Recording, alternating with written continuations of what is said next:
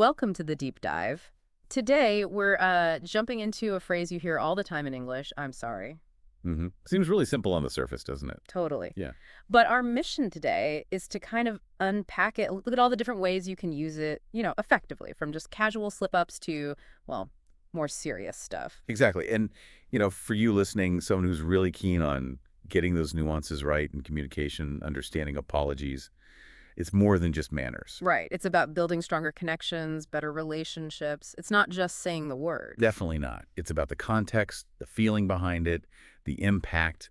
And we're looking at a lesson today that really focuses on, I'm sorry. Yeah, it covers different meanings, some other ways to say it, and even digs into a real dialogue example. So we should get some pretty good insights, hopefully clear up any confusion around this really fundamental phrase. Okay, let's dive in. So, first point, I'm sorry, isn't just one thing.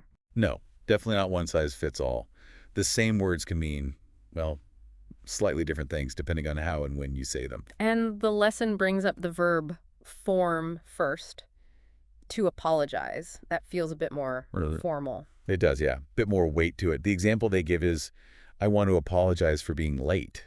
Right, it sounds quite deliberate, like you're making a point of acknowledging you messed up. Precisely.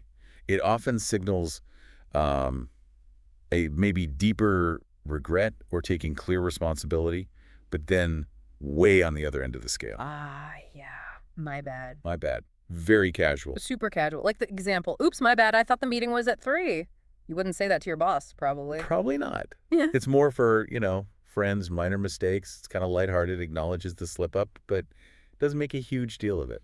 It's useful, though, for those little things. What about, excuse me, that comes up too. Yes, and interestingly, it's not always about saying sorry for doing something wrong. Right. Sometimes it's just being polite Oh, or getting someone's attention. exactly. Like, excuse me, could you help me? You haven't done anything wrong there. You're just politely interrupting or asking for a moment of their time. It serves a totally different social function in that context compared to, say, I'm sorry I bumped into you. It's about consideration. Okay, so the lesson uses this scenario, right, between Anna and Jason. Yeah, it's a great little dialogue. Jason's late meeting Anna. Classic situation. So how does he handle the apology? Well, first off, he goes with, I'm really sorry, Anna. The traffic was terrible.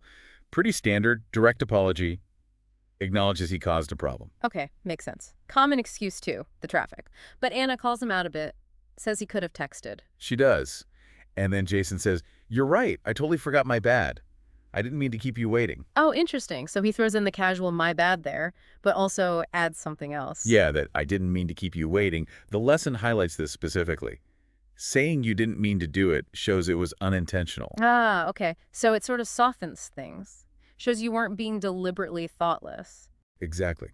It shows you're aware of the impact on the other person, on Anna's time in this case. And he doesn't stop there, does he? He adds another layer.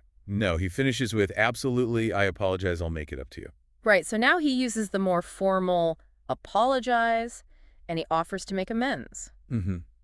It shows he's taking it seriously. Yeah. So you see this progression, right?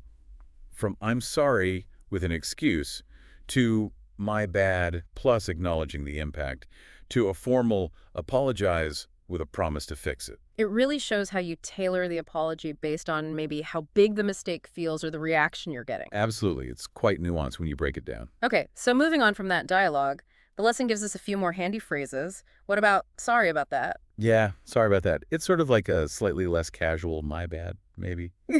Good for small things. The example is sorry about that I didn't see your message. Seems perfect for a minor oversight like that. It fits well there. Then there's a really important one. I'm sorry to hear that. Yeah, this isn't you apologizing for something you did wrong. No, not at all. This is purely about empathy, showing sympathy. Someone tells you bad news, they're sick, something sad happened. And you say, oh no, I'm sorry to hear that. It shows you care. Exactly. It's about acknowledging their feeling or situation. Very important for connection. And it also loops back to, excuse me. Right, reminding us it's not just for getting attention. Yeah, like if you accidentally bump into someone. Oh yeah, excuse me, I didn't mean to bump into you. Still polite, acknowledges the little intrusion. Or just wanting to ask a question politely in public. Excuse me, may I ask you something? It's funny how these small, everyday phrases actually do so much work in our conversations. They really do. They smooth things over, show consideration. It's those little things that often make the biggest difference in how interactions feel. Okay, so let's try and wrap this up. What are the key takeaways from this deep dive into I'm sorry? Well, I think the main thing is realizing there's a whole toolkit, right? It's not just one phrase. Yeah, knowing when to use a casual my bad versus a more formal I apologize. Or when you need to show sympathy with I'm sorry to hear that.